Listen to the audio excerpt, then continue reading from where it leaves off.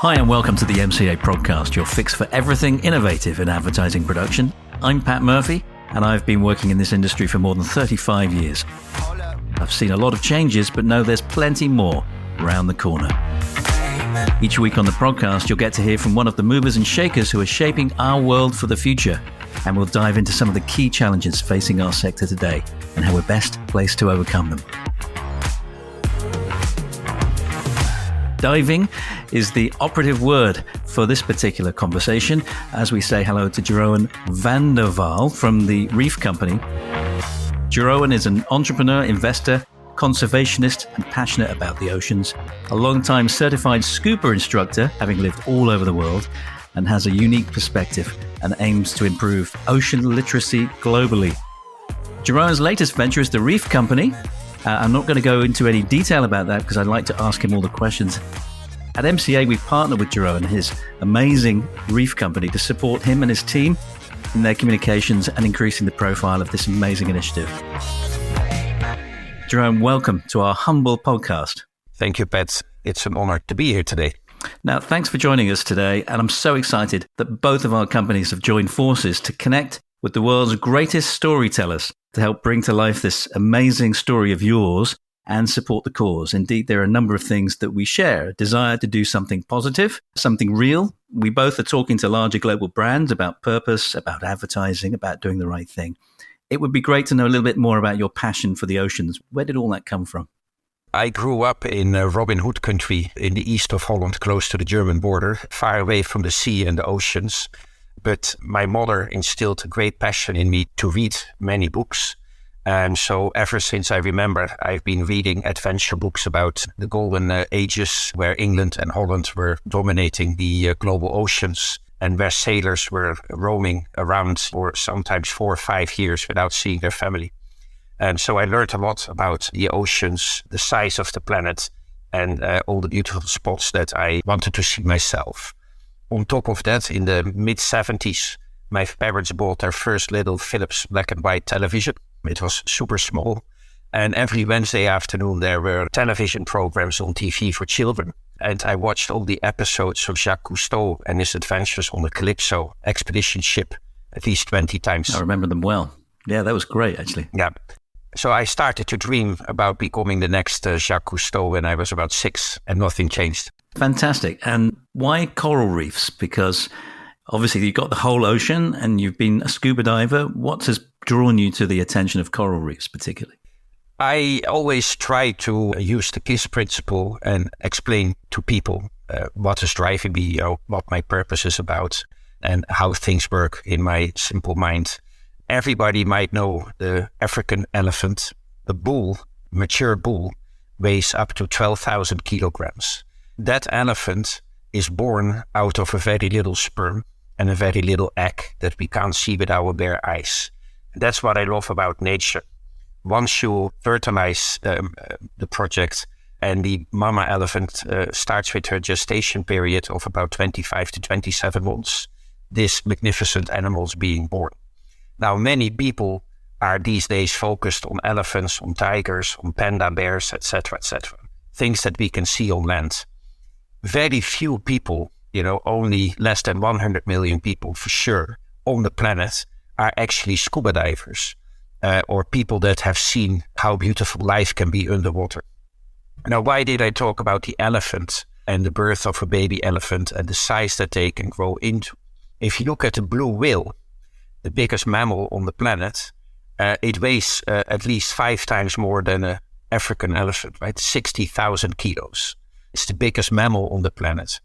Coral reefs are animals. Many people think that coral reefs are plants, but they are not. They are animals. They inhale oxygen and they excrete CO2. Now, these animals, they can be thousands of kilometers long, and in the Great Barrier Reef, for example. And all healthy coral reefs on the planet cover less than 0.03% of the ocean floor. It looks like nothing. So from outer space, let's say, there's only a few reefs that we can see. But these reefs on the planet, representing this utterly small percentage, are responsible for more than 25% of all life and biomass in the global oceans. So we need to protect these reefs. When we pull the plug on natural coral reefs, we get an irreversible chain reaction of misery and death in the oceans. The oceans, as a single entity, are responsible for more than 70% of everything and anything that we need on this planet, like protein, oxygen, carbon sequestration, climate control, etc., etc., etc. So for me, it is pure simple. If we don't protect coral reefs, we are not protecting the oceans and we are not protecting the planet. So how many of the coral reefs that are out there, how many of them have been affected to date? And by how much? The sad thing is that over the past 150 years, we already have succeeded in destroying more than 50% of all natural coral reefs on the planet. So more than half of them have already been destroyed. Scientists are predicting that if we don't do anything immediately regarding climate change, which is one of the core source factors behind diminishing the coral reefs, 90% of the coral reefs will be gone by 2050. Now that sounds far away, but it's around the corner, right? It is within my lifetime, your lifetime, and definitely within the lifetime of our children. So that's the state of affairs today. So we're actually in a race now. Yes. This is not a jog. This is a race to make big change very quickly. Yeah, it's a cliffhanger. We keep talking about it. I think you and I have a similar age. And when I was growing up in the 70s, we started to talk about a hole in the ozone layer, etc., right? And what happens with human beings is that we keep talking and talking and talking about it as if we are watching a movie. And what I normally say to children and adults is that when we are at home and we are watching television, we have the luxury of 700, 800, 900 channels on our TV. And if we are watching History Channel and we don't like it, we flick our remote control to Animal Planet or to Discovery Channel until we find something that we like to see. What's happening in real life is that Animal Planet is turning into History Channel, and we don't have a remote control for real life on this planet, right? So we can't flick channels. We have to protect Animal Planet, with all the force and power and imagination that we have. And a lot of the stats that you've provided in the last few minutes, a lot of this is just still not known right now. I mean, how do we get this message out there, do you think? I'm building an ocean consortium. My mother company is called the Blue Beat Group. Blue Beat is the blue heartbeat of the green planet. And under the Blue Beat Group, I have 4 verticals. The first vertical is a group of companies called Orca Nation. It is a fusion of orcas, my favorite mammals, with inspiration, motivation, vacation, etc., etc., etc. Orca Nation is an ocean literacy company that organizes school camps for young and old in the jungle, on the ocean, around scuba diving, around classroom education, digital education, etc., etc. I call it ocean literacy. So I think education is the first and foremost pillar for the United Nations in the Sustainable Development Goals, of which we have 17. Everybody and anybody needs to have free access to education. When we can educate people on these statistics, on the being of the oceans and the planet and life on Earth, that is, I think, where we have to start. And that is one of the things that my group of companies is trying to do, right? And we all individually have a responsibility, and business as well. I think we all have a responsibility to help drive this because, as you were just saying, everyone is talking about it, but not really doing a lot. So I think there is an opportunity for people like yourself, people like ourselves at MCA, to actually take some real action. Pat, I totally agree. That is why I'm so extremely inspired by our friendship and us looking at engineering an architecture around partnerships where we can make our businesses thrive, because I believe that sustainability has to be profitable. Once the sustainability efforts are profitable, we have an unlimited source of funding and energy that we can use to save the oceans, planet, and ourselves, which is one of our taglines. It is good for your business because it will give you a very positive view in society and in the business world. And it inspires other organizations as well to join our partnership movement. So we get limitless access to funding to build reefs and to do what we need to do. So I agree. So the building of reefs, tell us about the plan and the action you're taking right now. We have been working on our project for more than 5 years. And what we have concluded and calculated is that, point number 1, we need to build about 2,500 to 7,500 reefs with an average concession size of about 50 square kilometers. So 50 square kilometers. When you do the multiplications, the minimum size that we need to cover to absorb all the excess carbon that is being produced on the planet today on an annual basis is roughly the size of New Zealand. If we go to 7,500 reefs, it will be bigger than the entire United Kingdom. So this is the space of ocean floor that we need to cover with reef concession areas in which we will build our reefs. How are you going to make all of that happen? Because that sounds like an enormous undertaking. Yeah, it is. We need at least $500 billion to build this number of reefs as per our estimates.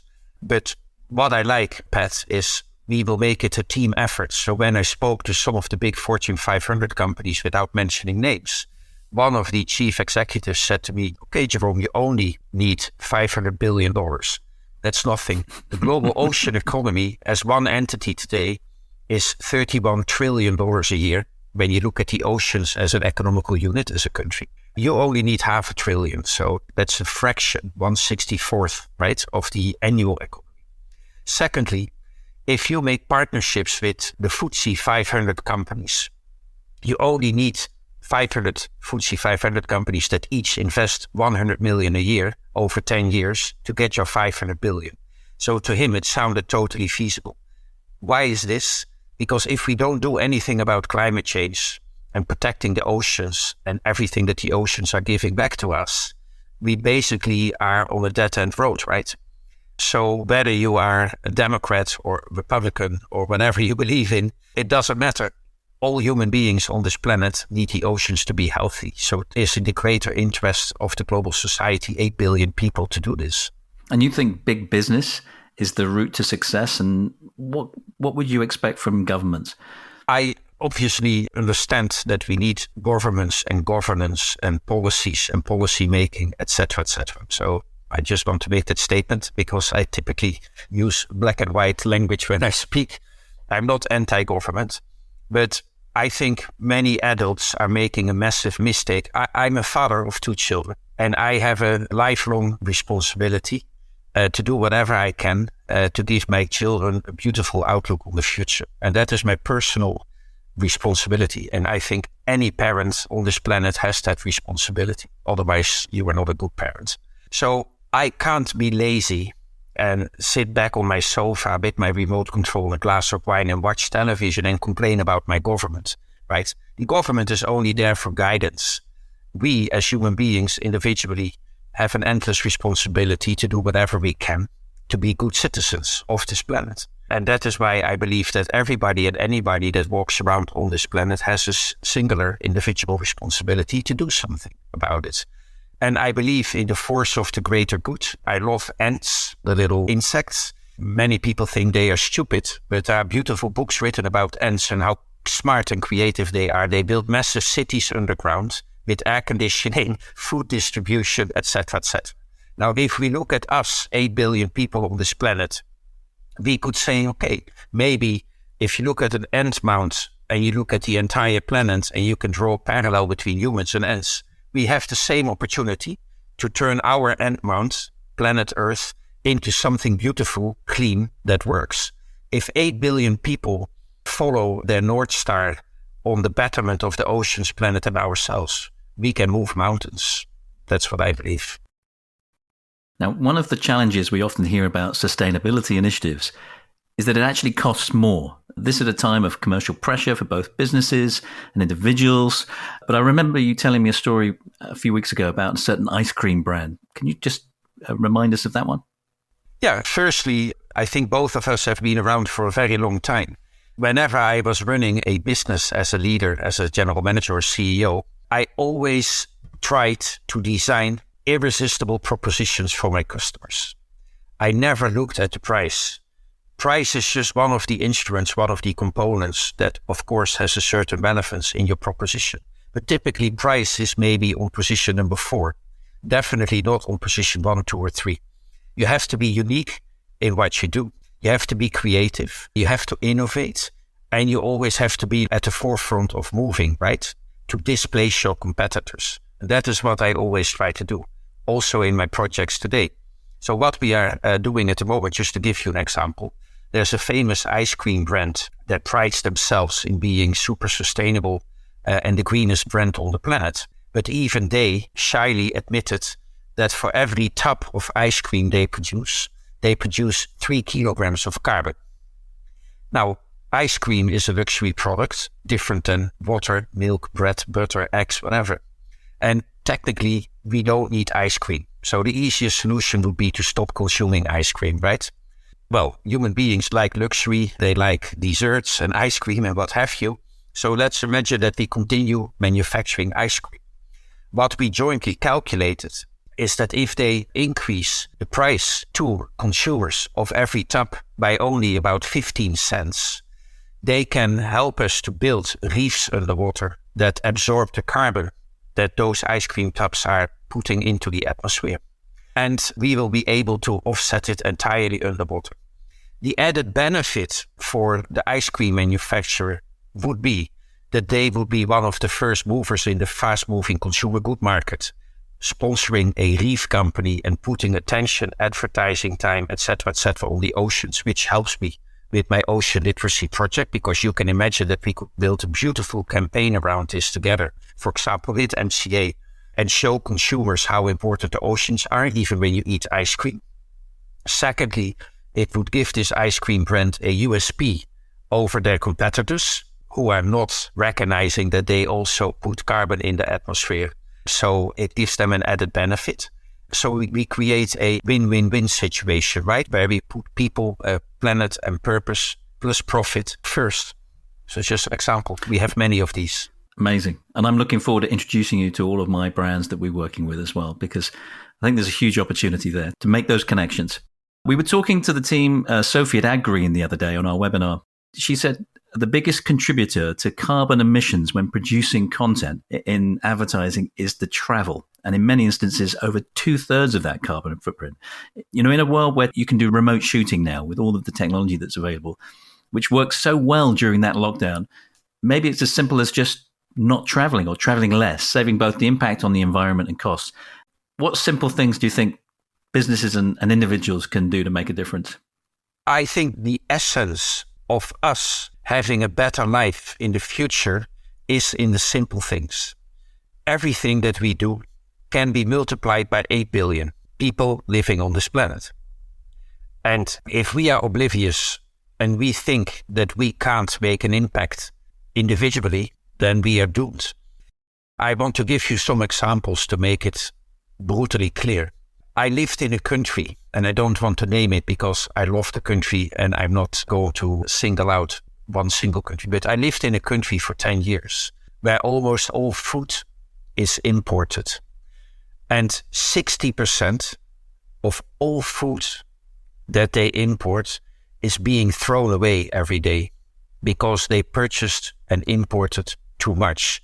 The country is hot and warm. It's hard to keep goods good because they perish. So 60% of all food there is being turned into waste. This is just horrendous. Now, we can blame the country or the supermarkets in the country or the restaurants in the country, but ultimately it's a consumer issue, right? Because when I grew up, for example, in Holland, I ate typical Dutch food, which is very bland and boring. Potatoes, some meat, some veggies, not a lot of creativity. When I go to Holland now, I can eat tacos, I can eat sushi, sashimi, I can eat Greek food, Chinese food, Indonesian food, whatever kind of food. And a lot of this food today is being transported by airplanes. You know, salmon is not a typical food that we could get in Holland, right? 30, 40 years ago. And now you find it everywhere. These are just basic, simple examples. This is how it is. Yeah, no, I agree with you. And as I was growing up, I remember the very first banana I ever saw, or the very first avocado. You know, these things were kiwi, almost luxury items when I was growing up, right? You were right. It's nice, right? But how do I address it in my private life? 6 years ago, my wife and I sold our cars. We both had a car. And we lived for 6 years without cars. Of course, there are some setbacks when you don't have a car. but I'm still alive. I'm still happy. What many people don't realize is if I ask people, what is the percentage of use of the car that you own on a 24-hour basis? Do you have any idea, Pat? I have no idea. Tell me. It's less than 4%.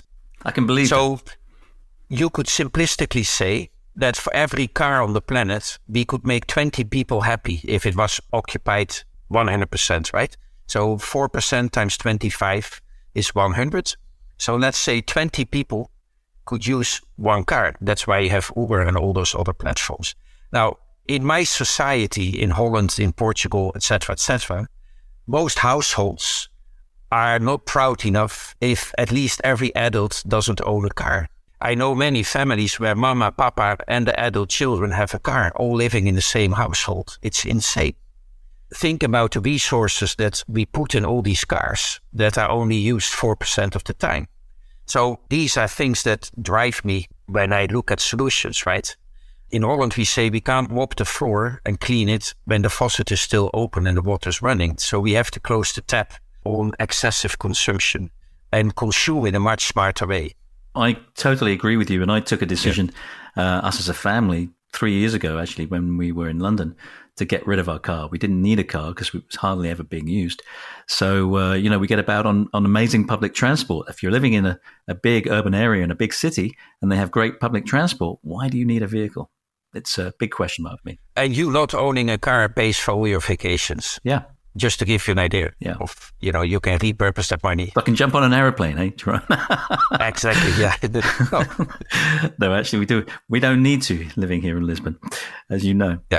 Now, grabbing people's attention and creating a rally cry for the cause is going to be absolutely critical. Not just now, but ongoing into the future. It's what got us talking originally, and the conversation ramped up when we met at the Oceans Conference recently. What are you looking from our team, do you think, and the industry as a whole to be able to help you? My philosophy in life is that I'm a generalist and a futurist. When it comes to the strategic execution of the verticals that I need to pull together to be super successful in delivering on our vision and mission, I need to work with the best possible strategic partners on the planet. We are signing partnerships with companies that are specialized in installing subsea assets on the ocean floor. They will install my reefs. We are working with technology companies like IBM, Microsoft, Amazon, etc., who will help us with the entire cloud architecture that we need to measure our performance, to store ocean data, etc., etc. I'm just giving examples here, right? We will be working with the leading FMCG companies on campaigns to propagate ocean literacy and to get funding streams up and running. The way I look at MCA is as a strategic spider in the web. You guys, in my mind, are going to be our strongest communication channel. So when you build advertising campaigns for your top customers, I hope that we can build in triangular win-win-win cornerstones that will drive MCA's business, that will drive the business of your FMCG customers, for example, and that will drive funding streams that will enable me to build more reefs, right?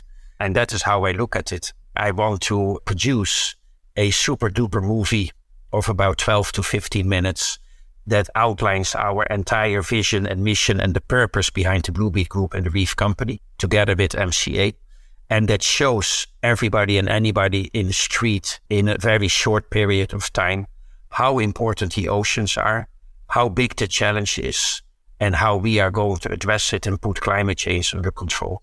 So those are just a few examples of how I think we can work together with MCA. Fantastic. And look, we're excited about making that happen for you as well. So, and the whole team, when you came onto our webinar only a week or so back, they were so excited and enthusiastic to all muck in and help. So we're looking forward to helping you on that. Good. Jeroen, this is such an important initiative and something that could genuinely have a huge impact on the world and the future for our kids. As you mentioned, my kids as well, I want to leave a great future for those guys as well. It'd be great to get you back in a few months to check in on the progress that you've made. And I could carry on chatting for ages. For today, thanks very much for joining us on the podcast at MCA. Welcome, Pat. Thank you very much for having me, and looking forward to show you more down the road.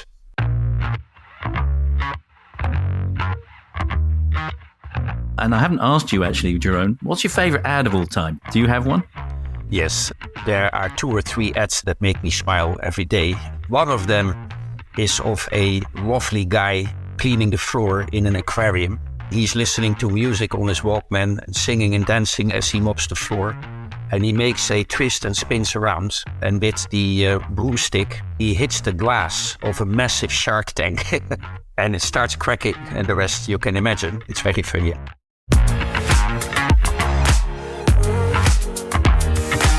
Looking forward to seeing that, and I'll be posting that up as well. Jeroen, thanks so much for taking time to talk to me today. To find out more about the MCA podcast, please head to theprodcast.com, where you'll find details on all my guests, links to their favorite ads, and full transcriptions of the episodes as well. If you'd like to feature on the podcast or have any comments, questions, or feedback, please email us at podcast@murphycobb.com. I'm Pat Murphy, CEO of MCA. Do come and connect with us on LinkedIn or Instagram, all of which the links are in the notes for this episode. We'd love to hear from you. Thanks again to my guest, Jeroen, my team at MCA, and my production team at What Goes On Media as well. Thanks for listening. Catch you next time.